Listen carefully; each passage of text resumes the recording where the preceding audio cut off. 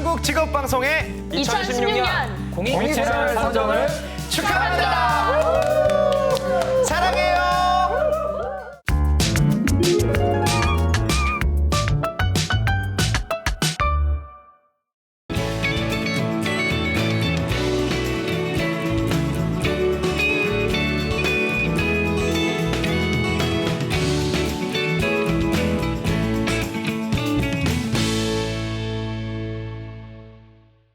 네, 오늘 2부 경력단절 여성들이 다시 시작해야 되는 이유에 대해서 말씀 나눠주실 두 분의 전문가 소개해드리겠습니다.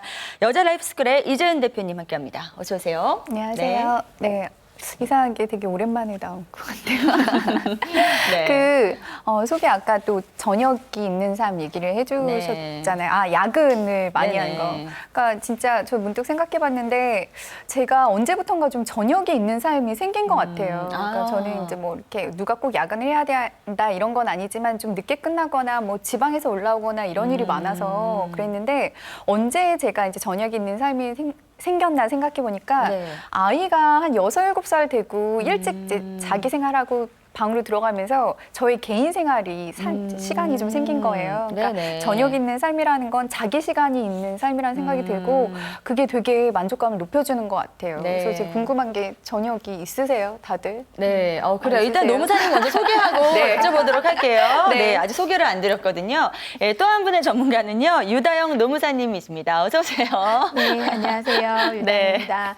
저는 아직 저녁에 있는 삶이 아니어서 네, 아직 저희는 아이가 어려서, 그 그렇죠? 비공식 한부모 가정이에요. 비공식 한부모 가정. 집계가 되지는 않지만 남편이 3일 야근하고 제가 3일 야근하고 애들은 이제 엄마하고 있고 아빠하고 있고 이런 한 가족이 식으로. 같이 있기가 어렵군요. 네. 네. 그래서 거의 주말 이제 저 같은 경우에는 주말에도 이제 그 일을 많이 하기 때문에 주중에 일을 많이 못 하니까 주말에도 이제 뭐 카페 가서 일을 한다든지 아니면 방에 들어가서 일을 한다든지 뭐 그 외부 미팅을 간다든지 이런 게 있어가지고 아직 저녁에 있는 삶을 못 살고 있어요. 네. 그렇군요. MC님은 그래요. 저희 오프닝에서는 사실 이제 아이를 돌보는 시간을 기준으로 해서 뭐 직장의 야근 이걸 얘기했는데 또 대표님은 이제 자기만의 시간을 갖는 아이들로부터 벗어난 그 야근을 생각하셔가지고 각자의 상황에 따라서 굉장히 해석이 다양하구나 이런 생각을 좀 해봤습니다.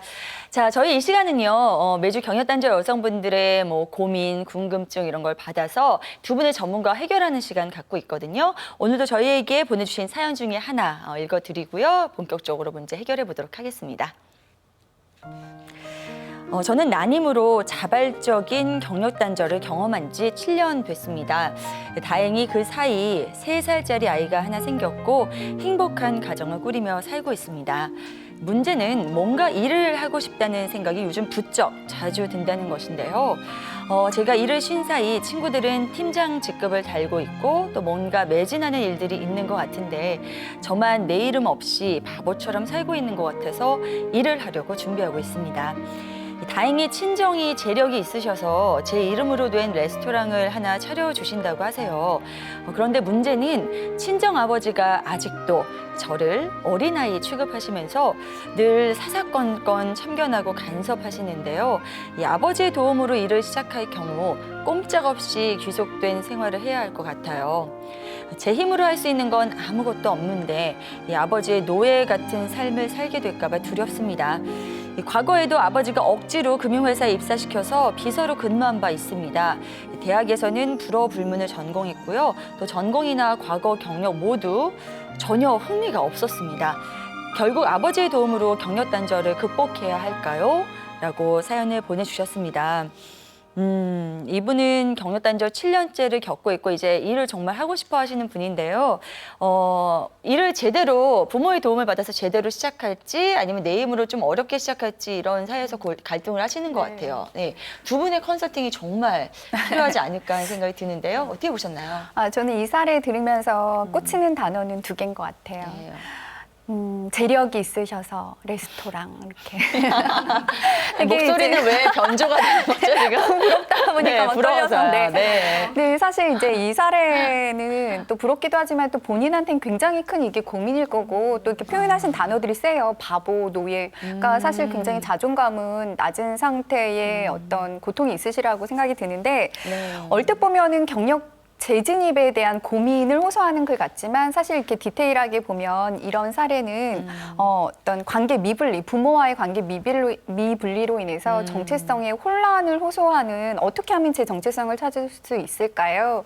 이런 질문에 대한 어떤 사례라고도 좀 볼 수 있을 것 같아요. 네. 그리고 지금 보여지기로는 마음이 두 개이신 것 같은데 하나는 좀 아버지한테 기대서 좀 쉽게 경력 단절을 해결하려고 하는 마음과 또 그러다 보면 불편을 되게 많이 감수해야 되고 여전히 소녀로 생존해야 되는 이제 성인 여성이 되고 싶은데 네. 그건 또 싫은 마음 두 가지가 지금 공존하고 있는 걸로 좀 보여지고요. 네네. 근데 사실 보시면 또 앞에서 예전에 했던 일들 다 맞지 않았고요. 막 이런 얘기들 있잖아요. 근데 사실 네네. 어떤 경우들이 되게 많냐면 내가 부딪히는 관계가 되게 불편하고 힘들면 일 자체는 조금 잘 맞을 수도 있는데 그 관계가 나를 너무 다치게 하기 때문에 우리는 정당화를 하는 거죠. 내 자존적인 훼손을 막기 위해서 그 일이 싫어, 잘 안 맞아, 뭐 비전이 없어. 근데 사실 자세히 들여다보면 관계의 갈등이 이를 맞지 않는다고 느끼게 하는 경우들이 되게 많이 있습니다.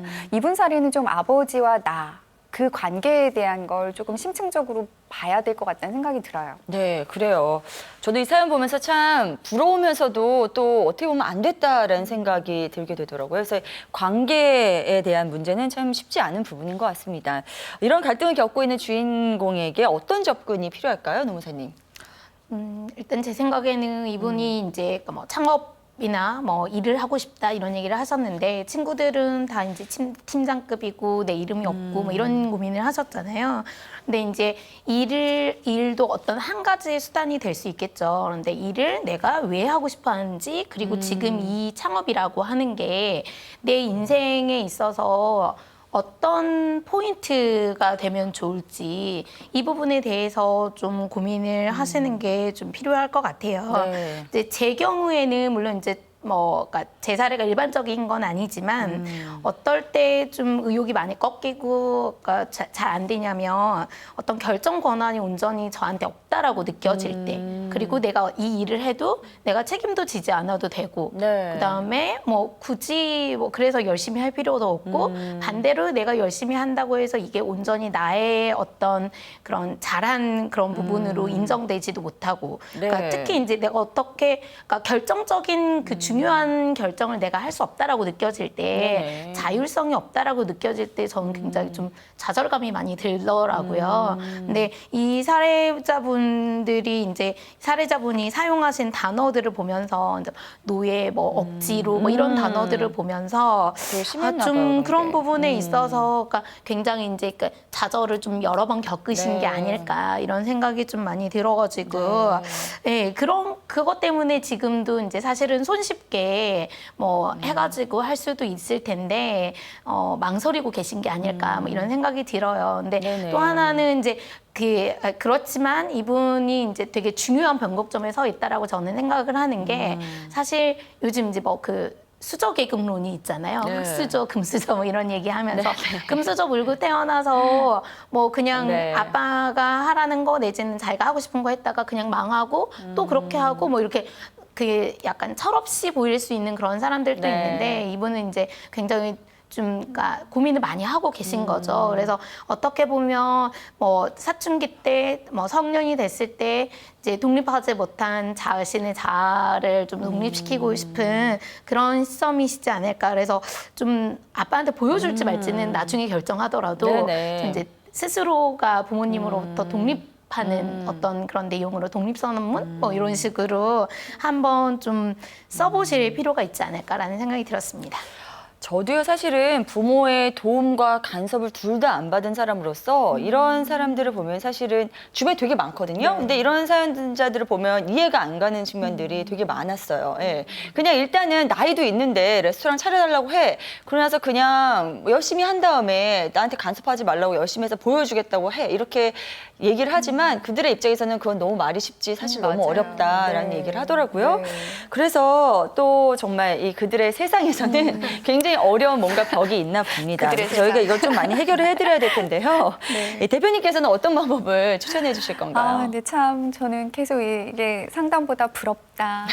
간섭을 받아도 좋으니. 대표님, 네, 지금 저희가 이런데. 빨리 문제를 해결해 드려야 돼요. 네. 이분 같은 경우에는요, 제 이제 현실적인 부분은 친정의 도움이 경력 단절을 극복하고 재진입하는데 꼭 필요한 거다라는 판단이 든다면 저는 적극적으로 받아들이긴 하되 이 종목만큼은 내가 원하는 걸로 창업을 하셨으면 좋겠어요. 그러니까 레스토랑 네. 같은 경우는 사실 말이 레스토랑이지 그 안에 들어가는 뭐 이제 셰프를 뭐 이제 그 고용하는 거나 네. 메뉴나 이런 것들이 굉장히 디테일한 많은 전문 지식이나 역량들이 그럼요. 필요로 해요. 네. 경험이나. 그렇기 때문에 이것도 그대로 아버지가 하라는 대로 하는 게 아니라 도움은 받되 종목만큼은 내가 원하는 것, 잘할 수 있는 것. 그러니까 부분적인 자율성은 갖고 가는 게 너무 중요할 거라고 생각하고요. 그렇지 않으면 이게 시간이 지나면 처음엔 내가 대표라는 인식을 갖고 있어도 시간이 지나면 난 바지사장이야. 나는 아빠가 결국은 시키는 대로 꼭두각시야.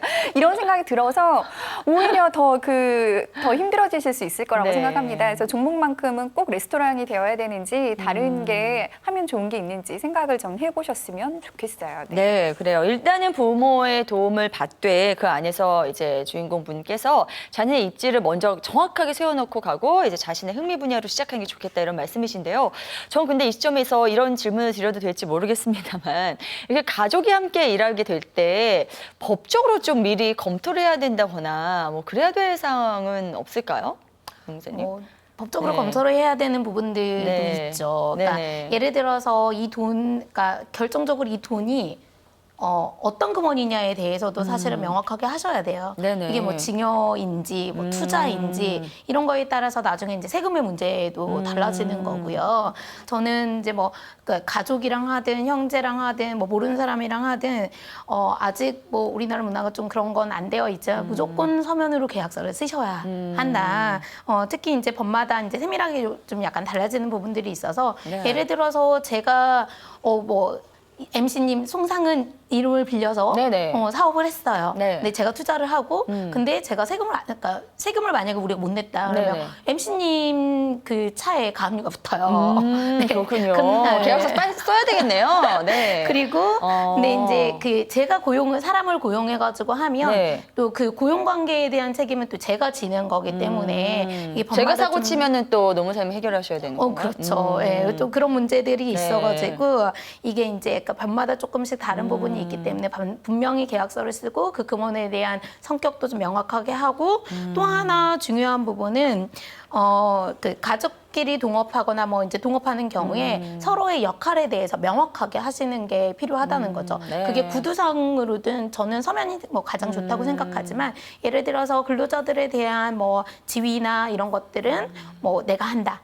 그리고 아빠는 투자만 한다. 이 투자 네. 금원에 대해서는 뭐 매년 분기마다 매월마다 보고를 하되 뭐 지위 종속권에 대해서는 터치하지 않는다. 이런 식으로 좀 그러니까 발생할 수 있는 그러니까 분명히 이 사례자분도 지금이 처음은 아니실 거예요. 그러니까 그리고 이제 뭐 사업은 처음이시겠지만 네. 뭔가 다른 사안들을 보면서 우리 아빠가 이런 걸 하실 수도 있어라고 이제 예상되는 그런 뭐랄까 상황들이 있으실 네네. 거거든요. 그 상황에 대한 이제 좀 그 시나리오를 좀 써보면서 이럴 때는 이렇게라고 이제 서로 네. 좀 역할을 하는 게 좋고요. 또 하나는 이제 만약에 같이 무슨 사업장을 한다든지 뭐 이렇게 해가지고 외부 사람들을 만나게 된다면 아빠와 나는 갈등이 있어도 그걸 네. 절대 외부 사람들이 알아서는 안 돼요. 그걸 이제 뭐 혼나던 아니면 내가 아빠한테 대들던 뭐 이렇게 내부적으로 해결할 문제이지. 네네. 그게 만약에 이제 외부적으로 노출이 되게 되면 밑에 뭐 약간 그 관계에 있는 사람들 같은 경우에는 혼란이 오게 되거든요. 내가 아빠 사장님 말을 따라야 되나? 맞아요. 딸 사장님 말을 따라야 되나? 이러면 이제 이렇게 조직이 하나로 뭉쳐지지 못하고 사업 자체가 좀 제대로 안 될 가능성이 있습니다. 여러 가지로 힘든 점이 많네요. 자, 그렇다면 이 가족 창업이 경력단절 여성들에게 적합하다고 할 수 있을까요? 이거는 사실 적합할 수도 있고 적합하지 않을 수도 있는데 실제로 많이 가족 창업을 경력단절 여성들이 많이 하고 있어요. 저 같은 경우도 요즘 동생이 계속 저를 꼬시면서 이제 뭔가 창업을 같이 하자면서 뭐 둘이 잘 맞을 거라는 둥 계속 이러고 있는데 그 여성들이 특히 자매하고 창업을 많이 하고 있습니다. 이제 자매 같은 경우는 이제 수평적인 관계를 좀 확보할 수 있는 데다가 서로의 취향이나 기호 그리고 커뮤니케이션을 이렇게 원활하게 할 수 있기 때문에 이 자매 창업이 실제로 되게 많고요. 잡지나 TV 같은 데 나오는 거 보면 성공 사례도 되게 많아요. 뭐 여러 가지 사례가 있는데 특히 이 자매가 해서 성공한 사례들이 외식업 쪽이 많습니다. 그래서 뭐 쿠킹 스튜디오라든가 아니면 도시락 배달 서비스, 파티 플래닝 이런 쪽. 그래서 여성적 감각 이런 걸 많이 활용하기도 하고 또 이제 긴밀하게 수시로 역할 분담이 잘 이루어질 수 있는 이런 쪽이 좀 강세를 나타내고 있는데요. 좀 하나 이거 소개를 해드려도 될지 모르겠지만 요일이라고 하는 또 이 그 어떤 쿠킹 스튜디오 겸 어떤 외식 업체가 있는데 여기는 세 자매가 운영을 하는 거예요. 자매 셋이 다 같이 하는데 셋 다 모두 뭐 영양사 자격증 가지고 있다고 해요. 그래서 재능과 또 가족의 그 끈끈한 신뢰와 이 특성이 잘 발현이 된 어떤 창업이라고 볼 수 있을 것 같습니다. 그래서 사실 가능하다면 부모하고 자식의 창업보다는 이렇게 형제가 더 저는 유연할 수 있을 것 같아요. 네. 아무래도 이 우리나라 사회에서는 부모와 자식은 이 가족 관계이긴 하지만 수직이 되게 강하잖아요. 재벌들 보시면 아시겠지만 네, 엄청 무섭잖아요. 그래서 저는 수평적인 어떤 꼭 가족 창업이 필요하다면 네. 수평적 관계를 유지할 수 있는 선을 더 먼저 생각해 보시라 이렇게 얘기를 해드리고 싶습니다. 네. 네, 실제로 이 가족과의 관계에서 분리되지 못해서 자신의 어떤 커리어 설계에 갈등을 느끼게 되는 경우가 얼마나 되는지 갑자기 저 궁금해지거든요. 노무사님 어느 정도나 되나요? 갈등이라고까지는 얘기하기 좀 힘들 수도 있겠지만 굉장히 많은 영향을 미치고 있는 것 같고요. 이런 통계가 있지는 않아서 아, 그래요? 제가 통계 수치를 말씀드리기는 좀 힘들 것 같아요. 그렇지만 뭐 제 주변에서 보면 적어도 40% 정도는 그러니까 굉장히 많은 영향. 그러니까 내가 무엇을 해야 되는지, 내가 어떤 것들을 해야 되는지에 대해서 엄마가 옆에 없는데, 아빠가 옆에 없는데도 이걸 내가 했을 때 우리 엄마 아빠가 뭐라고 할까? 뭐 이런 것들부터 시작해가지고 굉장히 많은 이제 영향력을 미치고 있으시죠. 그래서 뭐 부모님이 여유가 있고 형제들도 뭐 몇 명 되지도 않고 모두 다 제 갈 길을 잘 가고 있는데 괜히 그 어렸을 때부터 엄마에게 주입된 그런 그 생각 때문에 그러니까 모든 그 엄마와 이제 가족들을 자기가 부양해야 된다라는 생각 때문에 굉장히 과도하게 일을 하고 있는지 뭐 장녀인 그 친구도 있고요. 네네. 또 하나는 이제 뭐 엄마나 아빠가 나를 이제 오빠나 언니들보다 부족하다라고 느낀다는 거를 이제 혼자 생각해서 행정고시 합격해서 이제 그 굉장히 높은 급수, 그러니까 그 승진도 빨리 하고 높은 급수의 공무원임에도 불구하고 계속 이제 뭐 대학원, 박사 뭐 이런 것들에 이제 계속 도전하는 친구들도 네. 있고요. 근데 사실 이제 원가족과 미분리되는 것들은 커리어뿐만 아니라 저는 좀 약간 이분 같은 경우에는 육아에도 되게 영향을 많이 미칠 거다라는 좀 생각이 맞아. 들어가지고 그러니까 어떻게 좀 한번 만났으면 좋겠고요. 네, 엄마 아빠는 이제 미칠 수밖에 없는 거고 그래서 네, 이제 좀 중요하게 생각해야 될 부분은 일단 엄마 아빠는 굉장히 중요한 부분이지만 부모님은 굉장히 중요한 부분이지만 그분들이 평가자가 되어서는 안 되고 그리고 그리고 또 이렇게 생각했을 때 안 좋은 점은 나의 선택인데 사실은 엄마 아빠가 그렇게 했기 때문에 내가 이렇게 선택한 거야 라고 선택의 주체 자체를 어떻게 보면 책임을 전가하게 되는 경우들도 발생하는 것들을 봤거든요. 네, 그래서 이제 뭐 부모님의 기대에 부응하고자 하는 것들은 모든 자식들이 뭐 마찬가지일 거예요. 그렇지만 이제 지금까지로 좀 충분하고 하기 때문에 일단은 부모님, 그러니까 그런 것들을 배제하고 온전히 자기 자신의 그런 그 생각에 좀 충실한 방법들을 좀 찾아야 될 것 같아요. 네, 실제로 제가 전에 어디서 본 그러니까 통계라기보다 뭐 설문 이걸 봤더니요, 고학력이고 부유층인 사람들 중에서 이 자존감 지수가 되게 낮게 나온 경우가 많다고 하더라고요. 그래서 그런 것도 방증한 예가 아닐까 싶습니다.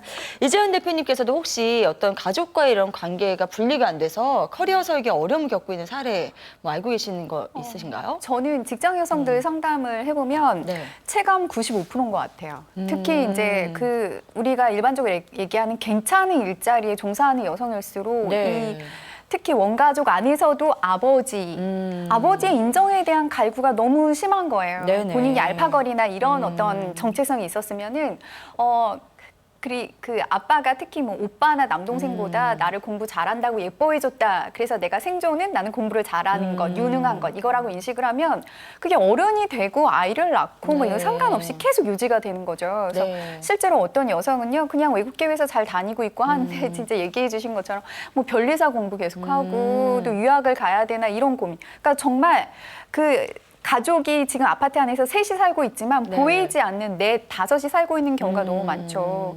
근데 저는 좀 자신 있게 얘기할 수 있는 건 저도 오늘 갑자기 자신감이 저는 네. 가족과 좀 확실히 분리가 됐거든요. 저도 쉽지 않았지만 네네. 분리를 해서 지금 저희 부모님이 저에게 간섭은 굉장히 부당한 거라는 인식을 되게 하세요. 네. 그래서 네, 저는 독립을 그래요. 읽은 여자예요. 네. 알겠습니다. 이재훈 대표는 참 뵐 때마다 이 안에 많은 사람이 들어있는 것 같아요. 그렇죠? 예, 오늘도 참 다양한 버전으로 흥미롭게 잘 보고 있습니다, 대표님. 덕분에 저희가 탁 와닿는 그런 컨설팅을 할 수 있게 되지 않았나 싶은데요. 두 분 이야기 더 들어보고 싶지만 저희가 이제 시간 관계상 라이프 컨설팅으로 넘어가야 될 것 같아요. 이분은 다른 어떤 분들보다 라이프 컨설팅이 참 더 중요하지 않을까 하는 생각이 들어서요. 두 분 말씀 좀 자세히 들어보고 싶은데요. 대표님 우선 어떤 말씀 전해주시겠습니까? 이분은 본인 스스로가 내가 아버지의 딸로 살아왔다라고 하는 걸 인정하는 걸 되게 중요할 것 같아요. 그러니까 아버지의 딸이었기 때문에 아버지가 해주는 그 특혜가 사실 얼마나 많았겠어요. 그 특혜를 다 내려놓으면 내가 아무것도 아니라는 그 공포가 있으니까 사실 나는 아버지의 딸, 이 이름을 절대 차용하지 않겠지만 새로운 정말 내 경력을 만들고 싶고 내 이름을 만들고 싶고 노예에서 벗어나고 싶다면 네. 나는 그동안 아버지의 딸로 살았어. 이거를 두렵지만 인정하시고 그럼 나로 살기 위해서는 어떤 것들이 필요하지 한번 고민을 해보시는 게 되게 중요할 것 같아요. 그리고 100%에 어떻게 분리가 가능하겠습니까? 경제적인 거 늘 받다가 저는 이게 차츰 낮아져야 될 것 같아요. 그래서 내가 나중에 한 5년 뒤, 10년 뒤에는 얼만큼 그 원조를 좀 조금 덜 받을까 이거 고민해 보시는 거 꼭 필요할 것 같습니다. 네. 자, 유다은 노무사님께도 한 말씀 부탁드리겠습니다.